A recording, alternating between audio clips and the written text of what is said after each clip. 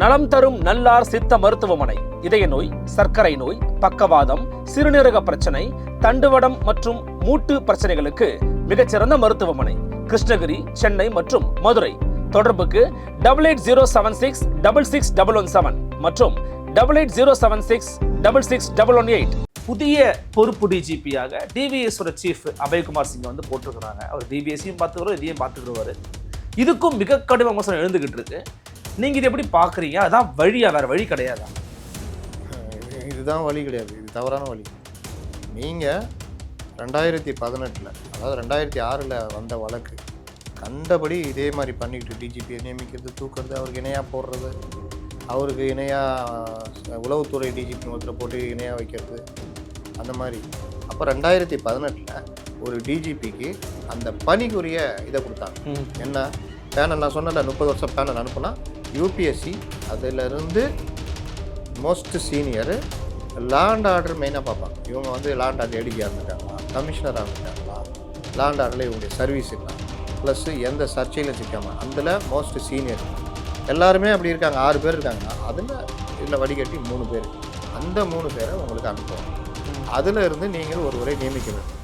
அவர் நியமிக்கப்பட்டதிலிருந்து அடுத்த 2 வருடத்துக்கு HOPF head of the police force. Okay, டிஜிபிகள் 10 பேர் இருப்பாங்க, ஆனால் head of the police force ஒருத்தர் தான். அவர் தான் எல்லாரும் அவர் கீழே வந்துடுவாங்க.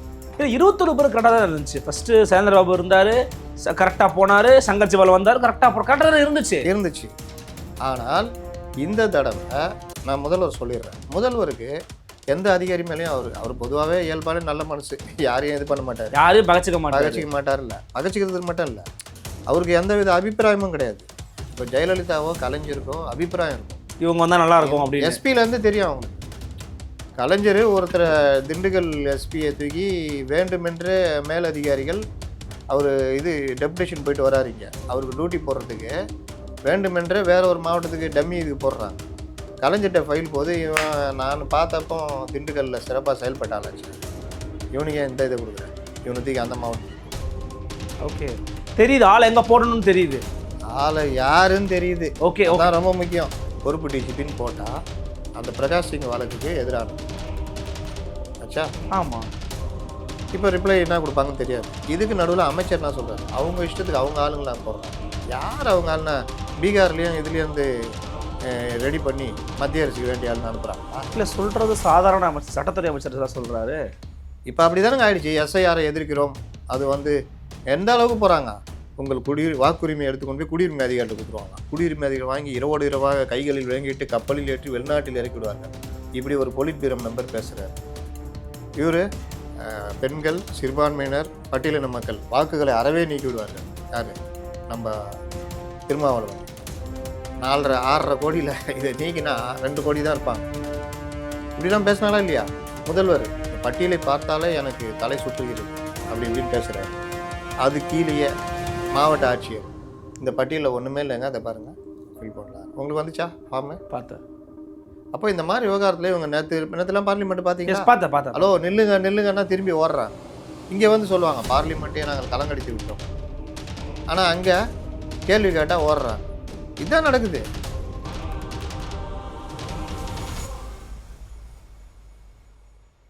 நிம்மதி property management. Contact 7667008999. Fourth state Tamil நேயர்களுக்கு அருள்மொழிவர்மனின் அன்பார்ந்த வணக்கங்கள். இது உங்கள் ஃபோர்த் ஸ்டேட் தமிழ் வழங்கும் பெருந்தனும் பெருந்துகள் நிகழ்ச்சி. இன்றைக்கு நம்மோடு மீண்டும் இணைகிறார் மூத்த பத்திரிகையாளர் மருதகுரு முத்தலிஃப் அவர்கள். வணக்கம். வணக்கம். எப்படி இருக்கீங்க? நல்லா இருக்கேன். தொடர்ச்சியாக தமிழ்நாட்டினுடைய இந்த காவல்துறை சார்ந்த விவகாரங்களாக இருக்கட்டும், அதில் எடுக்கப்படக்கூடிய முடிவுகள் தொடர்பான விவகாரங்களாக இருக்கட்டும், உங்களுடைய கருத்துக்களை ரொம்ப ஆழமாக பதிவு பண்ணிட்டு வரீங்க. அந்த அடிப்படையில் அண்மை காலமாக தொடர்ச்சியாக நீங்கள் சொல்லிட்டு இருந்த விஷயம் என்னென்னா, பொறுப்பு டிஜிபி நியமித்து வச்சுருக்கிறாங்க. இது தமிழ்நாட்டு சூழலுக்கே இது வரைக்கும் ஒவ்வாத ஒரு விவகாரமாக இருக்குதுன்னு சொல்லிட்டு இருந்தீங்க. இப்போ நேரு அவர்கள் விவகாரம் தொடர்பான தொடர்ச்சியான சில கடிதங்கள் வந்த பிறகு இந்த நேரத்தில் இன்னொரு இடத்துல வந்து பார்த்தோம்னா, நம்ம பொறுப்பு டிஜிபியாக திகழ்ந்த மரியாதைக்குரிய நபர் வந்து பார்த்திங்கன்னா நெஞ்சுவலியின் காரணமாக மருத்துவமனை வந்து விடுவிக்கவும் பட்டிருக்கிறாரு. புதிய பொறுப்பு டிஜிபியாக டிவிஎஸோட சீஃப் அபய்குமார் சிங்கை வந்து போட்டிருக்கிறாங்க. அவர் டிவிஎஸையும் பார்த்துக்கிறோம், இதையும் பார்த்துக்கிறவாரு. இதுக்கும் மிக கடும் விமர்சனம் எழுந்துகிட்டு இருக்கு. நீங்கள் இதை எப்படி பார்க்குறீங்க? அதான் வழியா, வேற வழி கிடையாதா? இதுதான் வழி கிடையாது, இது தவறான வழி. நீங்கள் 2018 அதாவது 2006 வந்த வழக்கு கண்டபடி இதே மாதிரி பண்ணிக்கிட்டு டிஜிபியை நியமிக்கிறது, தூக்குறது, அவருக்கு இணையாக போடுறது, அவருக்கு இணையாக உளவுத்துறை டிஜிபின்னு ஒருத்தரை போட்டு இணையாக வைக்கிறது, அந்த மாதிரி. அப்போ இதெல்லாம் நடந்துக்கிட்டு இருக்குது. இல்லை டிஜிபி பிடிக்கலன்னா நீ கிளம்புன்றது, இது எல்லாற்றுக்கும் ஒரு பிரச்சனை முடிவுக்கு வரணும் தான் அவர் பிரகாஷ் சிங் வந்து ஒரு வழக்கு போடுறாரு. 2006 பல்வேறு தீர்ப்புகள் வருது. இன்றைக்கும் அந்த வழக்கு முடியல. அப்பப்போ இடைக்கால தீர்ப்பு வரும். அதில் முக்கியமான உத்தரவு 2018 2016 ஒன்று கொடுக்குறாங்க. 16 எப்படி கொடுக்குறாங்கன்னா, ஒரு டிஜிபி எல்லா இதுவும் கொடுத்துட்றாங்க. 2 வருஷம் மினிமம் சர்வீஸ் இருக்கணும் டிஜிபி பேனல் வரதுக்கே அப்படின்னு. அப்போ தான் எல்லா ஸ்டேட்டும் போய் சொல்லுது, ஏங்க அப்படி பார்த்தா ஒரு டிஜிபி அவங்களுடைய திறமை அடிப்படையில் இருக்கிற யாருமே எல்லாருமே அந்த பேனலுக்குள்ளேயே தகுதி வரமாட்டாங்க, அதை கொஞ்சம் குறைங்கன்னு 6 மாதமாக குறைக்கிறாங்க. அப்போ ஒரு ஐபிஎஸ்ஸாக ஒரு பணியில் சேர்றவர், அவருடைய நேர்மை, அவருடைய நிர்வாக திறமை, சட்டம் ஒழுங்கு பிரிவில் அவர் எந்த அளவுக்கு சிறப்பாக பணியாற்றுறாரு, இதெல்லாம் வச்சு அவர் எஸ்பி, டிஐஜி, ஐஜி, ஏடிஜி, கடைசியாக டிஜிபி வரும்போது கிட்டத்தட்ட 30 வருஷம் ஆகிடும். ரிட்டையர்மெண்ட்டுக்கு 1 வருஷம் 6 அவர் வயசு எந்த வயசில் அவர் கிராக் பண்ணியிருக்காரு ஐபிஎஸ், அதை பொறுத்து இந்த ரிட்டையர்மெண்ட் இதாகும். நீங்கள் ஜிவால் பார்த்தீங்கன்னா, ஜிவால் இல்லை ரத்தோரை யாருக்கோ இன்னும் வயசு இருக்கும். அது மாதிரி 20 இருக்கு. ஜாங்கிட்லாம் 23 வயசில் கிராக் பண்ணிட்டார் ஐபிஎஸ், 23 வயசில் ஐபிஎஸ் ஆகிட்டார். அந்த மாதிரிலாம். அப்போது இந்த மாதிரி விஷயத்தில் அவங்க 30 ஆண்டுகள் பணியாற்றிய சட்டம் ஒழுங்கு மற்ற விஷயங்கள் நிர்வாகத்திறன் மிக்க, எந்தவித சர்ச்சையிலும் சிக்காத, சஸ்பெண்ட்லாம் ஆகாத ஒரு ஐபிஎஸ் அதிகாரிகள் பட்டியல் எவ்வளோ பேர் இருக்காங்களோ, 30 பேர் இருந்தாலும் அந்த பட்டியலை அப்படியே அங்கே அனுப்பணும், யூபிஎஸ்சிக்கு அனுப்பிடணும். யூபிஎஸ்சி தான் இந்தியாவில் சீருடை பணியாளர், அதாவது சிவில் சர்வீஸ், அதாவது அரசு தேர்வாணை. ஆமாம், அதுக்கான ஐஏஎஸ், ஐபிஎஸ், ஐஆர்எஸ், ஐஎஃப்எஸ், இது வெளியுறவுத்துறை செயலருக்கான 30 பதவிகள் கிட்ட இருக்கு உட்பட அவங்க தான் ரெடி பண்ணி அனுப்புகிறாங்க. அப்போ அது வந்து ஒரு தனி அமைப்பு. நீ என்ன சொன்னாலும் அதில் சமரசம்லாம் கிடையாது. எல்லா இதுலேயும் இருக்கிற மாதிரி ஏதோ 1-2 விமர்சனங்கள் வரும். அதை வந்து இவர்கள் சந்தேகப்படுறாங்க. அமைச்சர் ரகுபதிலாம் எனக்கு என்னென்னு அவர்கள் இஷ்டத்துக்கு 3 பேர் அனுப்புகிறாங்கன்றாரு. அவர் என்ன பிரச்சனைனா, நம்ம பத்திரிகையாளர்களில் கிரைம் பார்க்குறவங்களுக்கு கூட இந்த விவகாரங்கள் தெரியாது. நீங்கள் பத்திரிகையாளர்களுக்கு தெரியாது, கிரைம் பார்க்குறவங்களே தெரியாது. நீங்கள் கிரைம் பேருக்கு பார்ப்பாங்க, ரேங்க் சொல்லுன்னு சொன்னால் சொல்ல தெரியாது. எங்கெங்கே வர்றாங்க, 3-4 வகை போலீஸ்குள்ளே வருவாங்க. ஒன்று கிரேட் 2ல் போலீஸில் இது பண்ணுவாங்க, 2வது டைரக்ட் எஸ்ஐ, இன்னொன்று குரூப் 1, 4வது ஐபிஎஸ். இந்த 4க்கும் எந்தெந்த பீரியட் வரைக்கும் வருவாங்க, இது கூட யாருக்கும் சொல்ல தெரியாது. சும்மா வந்தோம் போனோன்னு வந்துக்கிட்டு இருப்பாங்க. அதுலேயும் டிஜிபி இந்த பிரகாஷ் சிங் வழக்கெல்லாம் நான்லாம் பர்சனலாக இன்ட்ரெஸ்ட் எடுத்து எழுதுவேன் வருஷம். அதை கூட நம்ம தம்பிகள் கேட்பாங்க, என்னென்ன இந்த வருஷம் எழுதலையா அப்படின்வாங்க. எழுதுனா பிறகு கண்டுபிடிச்ச மாதிரி பேசுவாங்க அவங்க. இதான் நடைமுறை. அப்போ 2018 ஒரு டிஜிபிக்கு அந்த பணிக்குரிய இதை கொடுத்தாங்க. என்ன பேனல், நான் சொன்னல 30 வருஷம் பேனல் அனுப்புனா, யூபிஎஸ்சி அதிலிருந்து most senior law and order மெயினாக பார்ப்பாங்க. இவங்க வந்து லா அண்ட் ஆர்டர் ஏடிஜியாக இருந்திருக்காங்களா, கமிஷனராக இருந்திருக்காங்களா, லா அண்ட் ஆர்டரில் இவங்களுடைய சர்வீஸ் என்ன, ப்ளஸ் எந்த சர்ச்சையிலும் சிக்காமல், அதில் மோஸ்ட் சீனியருங்க எல்லாருமே அப்படி இருக்காங்க. 6 பேர் இருக்காங்கன்னா இதில் வடிகட்டி 3 பேர், அந்த 3 பேரை உங்களுக்கு அனுப்புவாங்க. அதில் இருந்து நீங்கள் ஒருவரை நியமிக்க வேண்டும். அவர் நியமிக்கப்பட்டதிலிருந்து அடுத்த 2 வருடத்துக்கு HOPF, head of the police force. டிஜிபிகள் 10 பேர் இருப்பான், ஆனால் head of the police force ஒருத்தர் தான். அவர் தான் எல்லாரும் அவர் கீழே வந்துடுவாங்க. அவர் தான் தலைமை. இப்போ காவல்துறை எடுத்துட்டிங்கன்னா டிஜிபிகள் பல இது இருக்குது, ஃபயரு அது இதுன்னு பல இது இருக்குது. ஆமாம், அது தனி. இது இல்லாமல் லா அண்ட் ஆர்டர் 2ஆக பிரிச்சிருப்பாங்க. ஒன்று லா அண்ட் ஆர்டர் எஸ்பி லெவலில், அதாவது ஜோனல் ஐஜி 4 மண்டலமாக இருக்குது. அதுக்கு ஒரு ADGP, law and order ADGP, இது தனி. கமிஷனரேட்டுகள்னு தனியாக இருக்கும், ஒரு 8-10 இருக்குது. அவங்க எல்லாம் டைரெக்டாக HOPF கீழே தான். இந்த இவங்கெல்லாம் லா அண்ட் ஆர்டர் ஏடிஜி கீழே, இவரும் நேராக ரிப்போர்ட்டிங் டு HOPF. ஆமாம், HOPF. இந்த ஏடிஜிபி லா அண்ட் ஆர்டர் போய் கமிஷனர்கிட்ட கேட்க முடியாது, அவங்களுக்கு 2 பேரும் இங்கேயும் இது பண்ண முடியாது. இப்போ சென்னை கமிஷனரை லா அண்ட் ஆர்டர் ஏடிஜிபி அந்த கேள்வி கேட்க முடியாது. அவரு HOPFக்கு ரிப்போர்ட் பண்ணணும், லா அண்ட் ஆர்டர் டிஜிபி அங்கே பண்ணணும். லா அண்ட் ஆர்டர் ஏடிஜிபிக்கு தான் மண்டல ஐஜிகள் பண்ணுவாங்க. North zone, south zone, west zone, central zone, east கிடையாது, கடல். ஆச்சா, இந்த 4 ஜோனு, 4 ஜோனுக்கு 4 ஐஜிகள் இருக்கிறாங்க. இவங்களுக்கு கீழே சரக டிஐஜிகள்னு இருப்பாங்க. அந்த சரக டிஐஜி கீழே மாவட்ட எஸ்பிகள் இருப்பாங்க. 2 மாவட்டத்துக்கு ஒரு சரக டிஜி இருப்பார். இந்த மாதிரி இதான் செட்டப் நம்ம ஹையரார்கி பர்ஃபெக்ட்டா இருக்கு. இருக்கும். ஓகே. இது இல்லாமல் எஸ்பிசி இது சி இன்டெலிஜென்ஸ் ஐஜி ஏடிஜி லெவலில் இருக்கும். இப்போ ஐஜி லெவலில் வச்சுருக்காங்க. சிபிசிஐடி அந்த மாதிரி சிசிபி அது இது தனித்தனியாக இருக்கும். சிசிபினா சென்னை சிசிபி கமிஷனர் கீழே வரும். ஓகே. அந்த மாதிரி அப்புறம் விஎன்டிசி அது தனி பாடி, பிரிசன் தனி பாடி, அதுக்கெல்லாம் டிஜிபி அப்பப்போ சிறைத்துறை டிஜிபிலாம் இருக்காங்கல்ல. ஆமாம் சிறைத்துறை அது எல்லாருமே அதை அரசு தான் தீர்மானிக்கும். இந்த தடவை சிறைத்துறை ஏடிஜிபி லெவலில் வச்சுக்கிறோம் டவுன் கிரேடு பண்ணி. ஓகே. இந்த தடவை ஐஜி லெவலில் வைக்கிறோம்னு வைப்பாங்க. அந்த உரிமை இருக்கு அரசுக்கு. அரசுக்கு இருக்கு. இப்போ நெல்லை வந்து ஐஜி லெவலில் கமிஷனர் இருந்தார். இப்போ டிஐஜி லெவலில் கமிஷனர் இருக்கார் நெல்லை. ஆனால் பொதுவாக சென்னை சிட்டிக்கு டிஜி லெவலில் கமிஷனர், இப்போ ஏடிஜி லெவலில் இருக்கிற கமிஷனர் இருக்கார். இப்போ ஜார்ஜோ ஜிவாலோ டிஜிபி ரேங்க்கு சென்னை கமிஷனர் இருந்தாங்க ரத்தோரம். ஓகே. ஆனால் அருண் வந்து ஏடிஜிபி ரேங்க்கில் தான் இருக்கார், ஜூனியர் அவர். ஓகே. அது கீழே ஐஜி லெவலில் போட மாட்டாங்க, சென்னைக்கு போட மாட்டாங்க. அப்படி போடணும்னு அவசியம் இருந்தாலும் பண்ணுவாங்க, ஆனால் பெரும்பாலும் போட மாட்டாங்க. ஏன்னா இவரே ஐஜியாக இருந்தால் அப்போ அடிஷ்னல் கமிஷனர் வந்து ஐஜி ரேங்க்கில் இருப்பாங்க. அப்போ இவர் யார் அப்படி மேய்க்க முடியும்? இந்த மாதிரி பல விஷயம் இருக்கு வச்சிங்களா. அப்போது இந்த மாதிரி நியமிக்கப்படுற அடுத்த 2 வருஷம் ஹெச்ஓபிஎஃப் அவர் தான் நேரடியாக உள்துறை செயலருக்கு, உள்துறை செயலர் முதல்வருக்கு. இதுதான் இந்த ஹையரார்கி. இதில் இந்த விஷயங்களை மீறவே கூடாது. மீறினா கண்டம்டு அப்படின்னா ஊபியில் மீறுறாங்க, பஞ்சாபில் மீறுறாங்க, இன்னொரு ஸ்டேட்டில் மீறுறாங்க. அது உங்களுக்கு கோர்ட்டில் கண்டெம்ட் இருக்குது. நீங்கள் கரெக்டாக நடக்கிறீங்க. ஒரே ஒரு தடவை இங்கே தமிழ்நாட்டில் இதே மாதிரி தான் நடந்துருந்தது. 2018க்கு பிறகு கரெக்ட் ஆயிடுச்சு. 2018க்கு பிறகு இவர்கள் பண்ண ஒரே ஒரு தப்பு, ராஜேஷ் தாச்சா ஸ்பெஷல் டிஜிபின்னு போட்டாங்க. ஓகே. அது போடக்கூடாது. போட்டாங்க. அவர் அதோட ஸ்பெஷலான வேலை செஞ்சு ஒன்றும் இல்லாமல் போனார். அதை விட்டுருங்க. ஆனால் எதுவும் பண்ணல. ஆனால் நீங்கள் ரகுபதி என்ன சொல்கிறாரு, நீங்கள்லாம் செய்யவில்லையா? 21 பேர் கரெக்டாக தான் இருந்துச்சு. ஃபஸ்ட்டு சேந்திரபாபு இருந்தார், கரெக்டாக போனார். சங்கர் சிவால் வந்தார், கரெக்டாக இருந்துச்சு.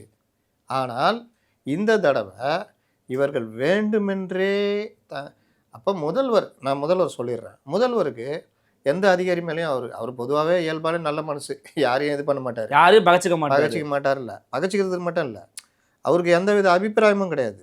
இப்போ ஜெயலலிதாவோ கலைஞருக்கோ அபிப்பிராயம் இருக்கும், இவங்க வந்தால் நல்லா இருக்கும் அப்படின்னு. எஸ்பியிலேருந்து தெரியும் அவங்களுக்கு. கலைஞர் ஒருத்தர் திண்டுக்கல் எஸ்பியை தூக்கி வேண்டுமென்றே மேலதிகாரிகள் அவர் டெபுடேஷன் போயிட்டு வராருங்க, அவருக்கு டியூட்டி போடுறதுக்கு வேண்டுமென்றே வேற ஒரு மாவட்டத்துக்கு டம்மி இதுக்கு போடுறாங்க.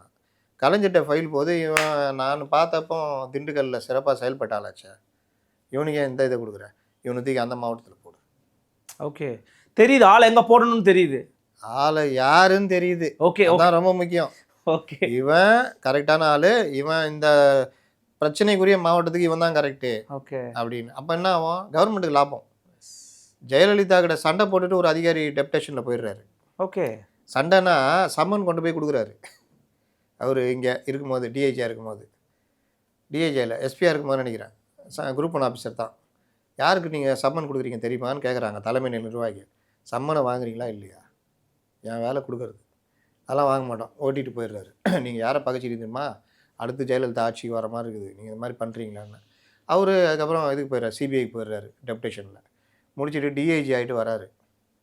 வந்தோடனே டிஜி சொல்கிறாங்க, நான் எதுவும் பண்ண முடியாது, நான் எதாவது போட்டேன்னா மேடம் இப்படி சிக்கலாகிடும், நீங்கள் என்ன செய்கிறீங்க, மேடம் போய் இவங்க பாலத்துக்கு அங்கே போட்டுறாங்க, மேடம்மை போய் டைரெக்டாக பார்த்துருங்க, மேடம் என்ன சொல்கிறாங்களோ நான் சரி. அவங்க என்ன நினச்சிக்கிறாங்க, வந்தவனவா போய் மண்டபத்தில் காலியாக இருக்குது அதில் போய் சார்ஜ் எடுத்துக்கோ, அந்த மாதிரி எதாவது பண்ணுவாங்கன்னு. இவர் எங்கே போட்டாலும் வேலை செய்யக்கூடிய ஆள், இவர் நேர்மையாளர்கள் என்ன பண்ண முடியும்? பேர் தெரிஞ்சுக்கலாமா? யார் வேணாம். ஓகே. அவர் போய் மேடம் இது பண்ணுறாரு, வாங்க டெப்டிஷன் முடிச்சுட்டு வந்துட்டிங்களா, ரைட்டு, டக்குன்னு இருக்காம எடுத்து ஐஜின்ட்டு இந்த மாதிரி வந்திருக்காரு, டிஐஜின்ட்டு அவரை நீங்கள் இது பண்ணிக்கங்க. எப்படி இன்ட்டுக்கு ஏற்ற ஆள் அவர் அங்கே இருந்து இல்லைங்க அப்படியா, அப்போ இன்டர்னல் செக்யூரிட்டியில் போட்டுருங்க. ஜெயலலிதாவுக்கு தெரியுது இதுதான் முதல்வர்களுடைய இதுன்றான். இது நம்ம இவருக்கு வந்து இலக்கியமானது, அவங்க என்னப்பா சரியாக இருக்கா, எல்லாம் சரியாக இருக்கா, பிரச்சனை எதுவும் இல்லைல்ல, எதுவும் இல்லை, அப்போ ரைட் பார்த்துக்குங்க.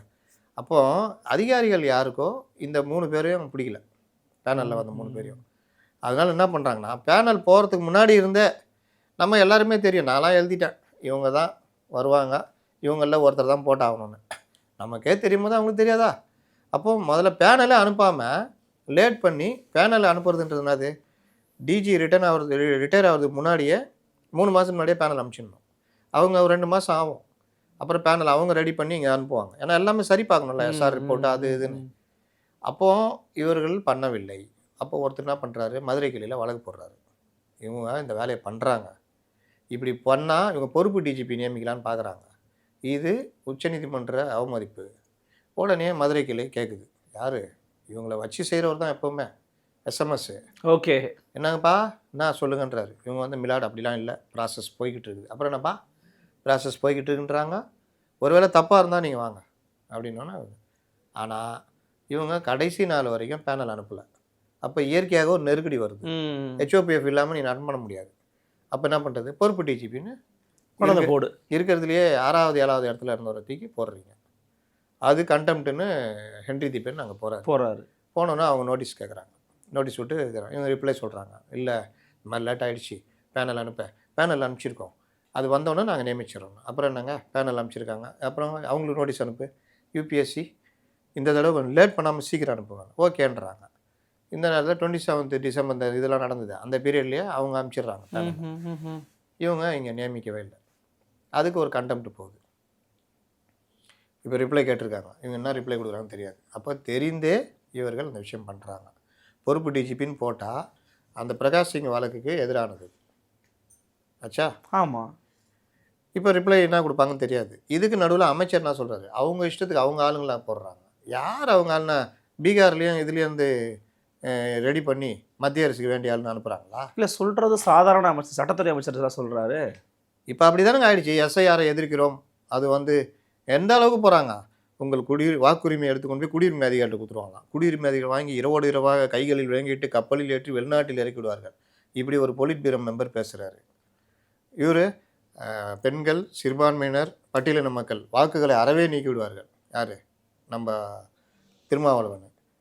6.5 கோடியில் இதை நீக்கினா 2 கோடி தான் இருப்பாங்க. இப்படிலாம் பேசினாலா இல்லையா?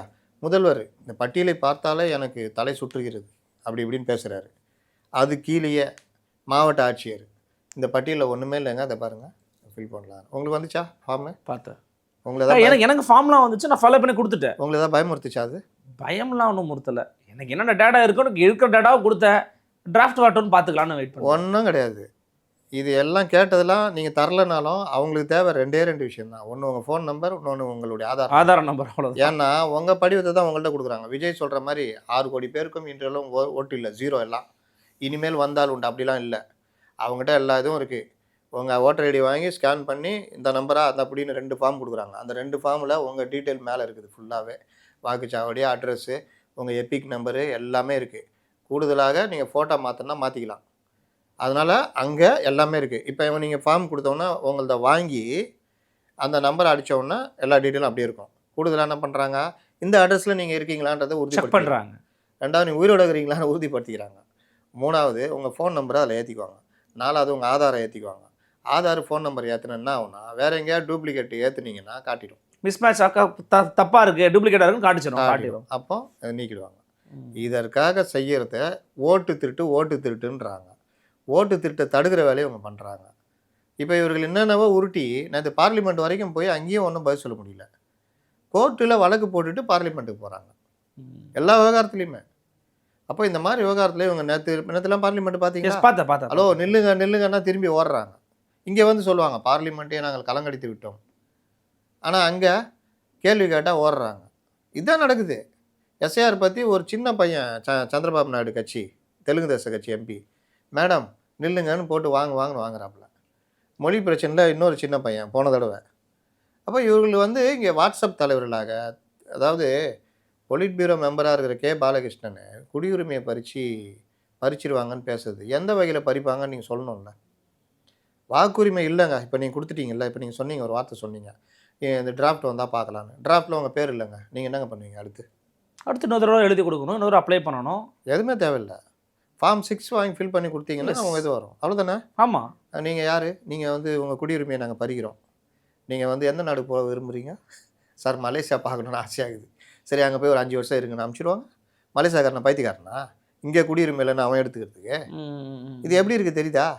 இன்னொன்று, நம்ம இவர் உலக மகா ஸ்ட்ராட்டஜிஸ்ட் அதை வச்சுனா பாஸ்போர்ட்டும் ஆதாரையும் செல்லாதுன்னு அறிவிச்சிருவாங்க. எப்படி அறிவிப்பீங்க? எப்படிங்க? எந்த விதியில் சொல்லியிருக்கு? உங்களுக்கு ஓட்டு இல்லைன்னா பாஸ்போர்ட்டும் ஆதாரம் செல்லாதுன்னு எங்கேயாவது அறிவிப்பாங்க? ஏன் பேசுகிறீங்க? ஒரு வார்த்தை பொதுக்கூட்டத்தில் ஒரு மாநில நிர்வாகி பேசும்பொழுது அதை பற்றி குறைந்தபட்ச புரிதல் இருக்கணுமா வேணாமா? கவனமாக பேசணும். அப்போ என்ன பேசுகிறீங்க? திமுகவுடைய ரிப்ளிகாவை நீங்கள் பண்ணுவீங்களா? இப்படி தான் ஒவ்வொரு விஷயத்துலையும், இந்த விவகாரத்துலையும், டிஜிபி விவகாரத்துலையும் எனக்கு என்னன்னு பண்ணுறது? சிஎம்முக்கு இந்த விஷயங்கள்லாம் தெரியுமா? ஏன்பா இதை பண்ணிட்டு போங்களம்மான்னு தான் சொல்லுவார் அவர். அப்போ அதை மீறி என்ன நடக்குது? சரி, ஏன் அது நடக்குது? இப்போ நீங்கள் நல்லா கேள்வி கேட்டீங்க, இடத்துக்கு வந்தீங்க. இது மாதிரி இவ்வளோ வாய்ப்புகள் இருக்குது, இவங்க சட்டம் தெரியும், தெரிஞ்சே இவங்க இதெல்லாம் பண்ணிக்கிட்டு இருக்காங்கன்னு சொல்கிறீங்களே, அதை ஏன் பண்ணுறாங்க? ஃபார் எக்ஸாம்பிள் இப்போ சில பேர் என்ன சொல்கிறாங்கன்னா, அதை நான் சொல்லலை, சில பேர் சொல்கிறாங்க, மரியாதைக்குரிய அமைச்சர் கே நேரு அவர்கள் மீது 2வது முறையாக அமலாக்கத்துறை இடி வந்து வழக்கு பதிவு பண்ணணும், விசாரிக்கணும், இடி வந்து நாங்கள் கேட்டுக்கிறோம், நீங்கள் வந்து எஃப்ஐஆர் பதிவு பண்ணுங்க அப்படின்னு டிஜிபி கிட்ட கையெழுத்து போட்டு கேட்குறாங்கன்றாங்க. அந்த ஒரு ரீசனும் ஒரு ப்ரெஷரை கொடுத்துருக்குன்னு சொல்கிறாங்க. உண்மைதானே அதெல்லாம்? காவல்துறை பொறுத்த வரைக்கும் நபர் மேட்டர் இல்லை. ஓகே, இப்போ அவர் போன இன்னொருத்தர் வந்துட்டார்ல, அவர் தான் பதில் சொல்லணும். இப்போ நீங்கள் கலெக்டராக இருக்கீங்க, உங்கள் காலத்தில் ஒரு தப்பு நடந்துச்சு, நீங்கள் போயிட்டீங்க, இன்னொருத்தர் கலெக்டராக வந்துருக்கார், கோர்ட்டு கேட்குதுன்னா அப்போ யார் கலெக்டராக இருக்கார்? அவர் தான் போய் பதில் சொல்லுவார். ஏங்க அவர் கலெக்டர் அவர் இருந்தப்போ பண்ணதுங்க, நீங்கள் அவரை கூப்பிட்டு கேளுங்கன்னா சொல்ல முடியாது. ஆமாம் ஆமாம், அரசு நடைமுறை. ஆமாம். அப்புறம் நீங்கள் இடி வழக்கு பதிவு சொல்லி டிஜிபியை தானே கேட்குது, வெங்கட்ராமனை கேட்டுச்சு. இன்னொன்று சில பேர் சொல்லிட்டாங்க, நெஞ்சு வலியாக அவருக்கு இதனால தான் வந்துச்சுன்ட்டாங்க.